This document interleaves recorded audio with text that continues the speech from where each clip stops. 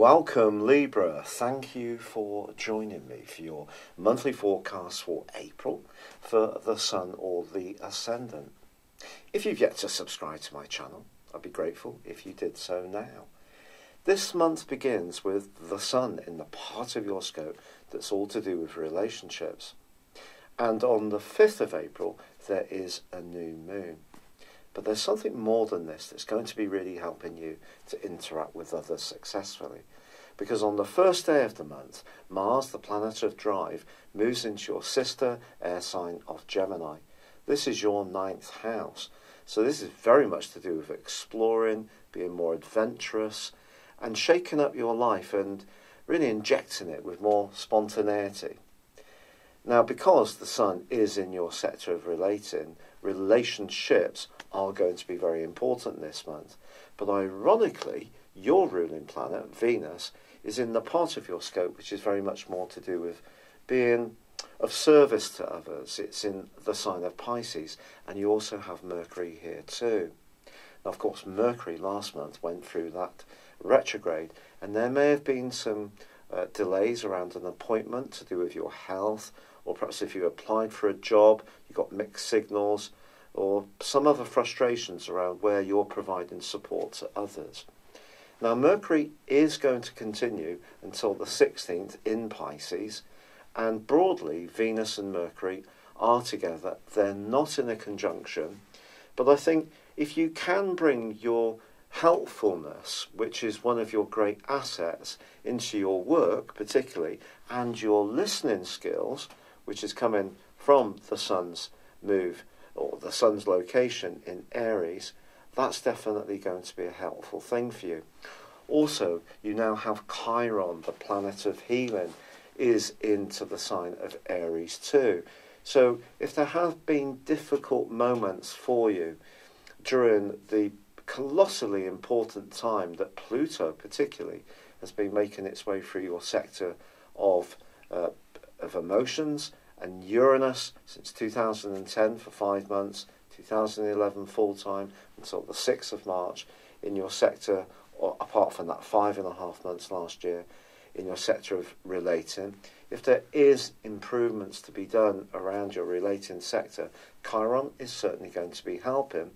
And also Mars can give you the desire to reach out more, to find new ideas, new philosophies about the way you can lead your life. You could find yourself travelling this month too, and it could be to do with your work initially, and then in the second half of the month it could be much more to do with just going away with someone in a more social or romantic capacity.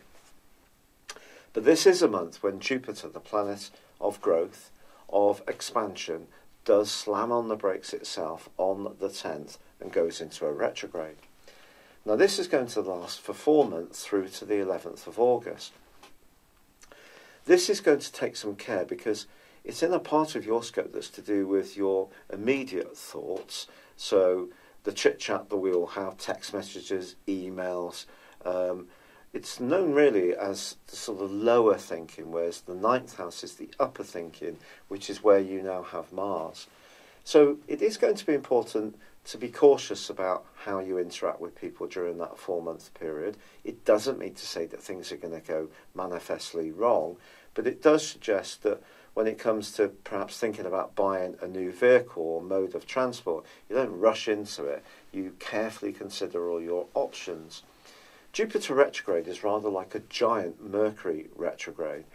Jupiter can, in this location for you, be very much to do with learning, and it can also be to do with you sharing your ideas with others.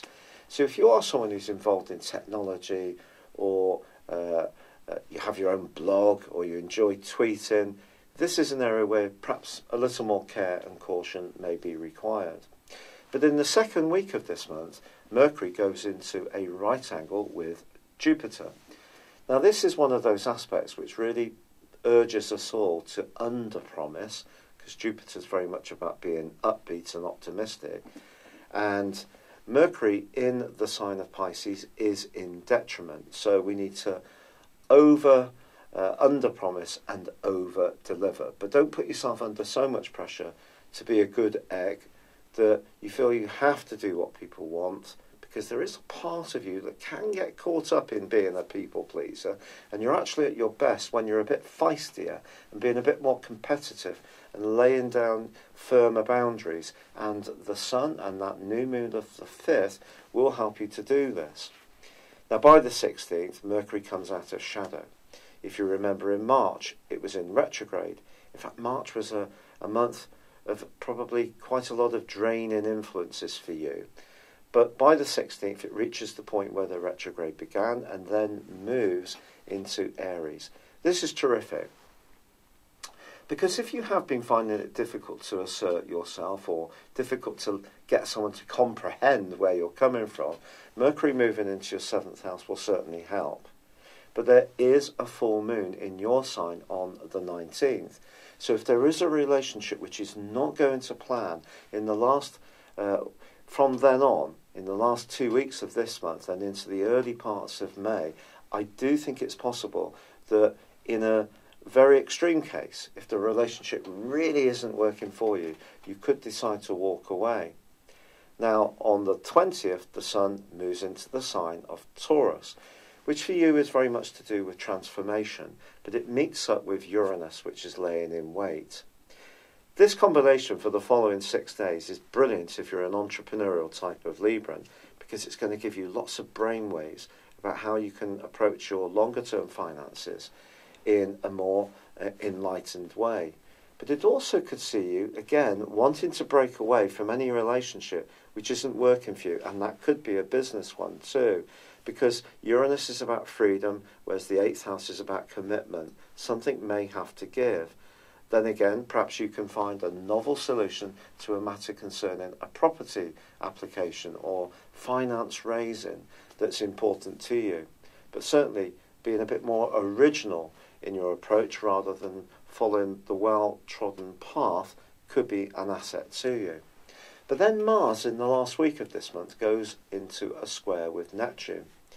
Now when Mars and Neptune get into any kind of difficult aspect, usually the net result is some kind of distortion or deceit, because Mars is about desire and Neptune is about kidding ourselves often, but it can come from outside about what the real prospects are.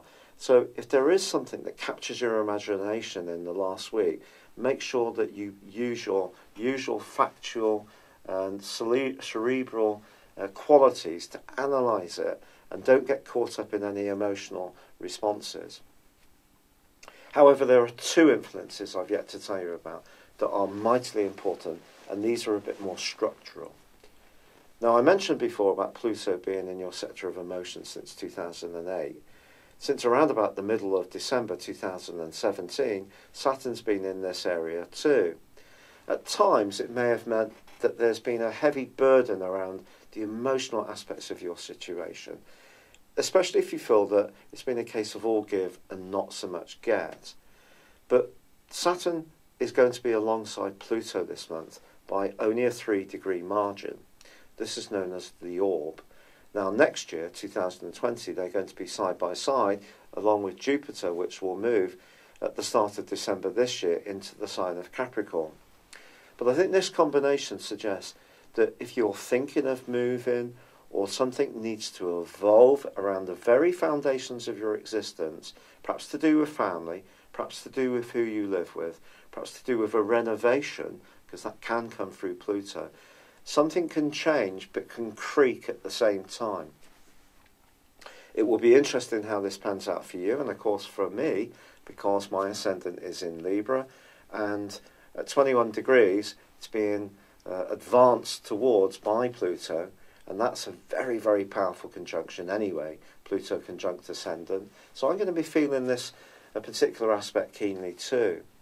But also this month, Saturn's going to be in opposition to the North Node. The North Node's that point of destiny that is an inverted influence, so it moved into Cancer, which for you is your worldly interactions, and it did so on the 7th of November last year. So this is your emotions being much closer to the surface.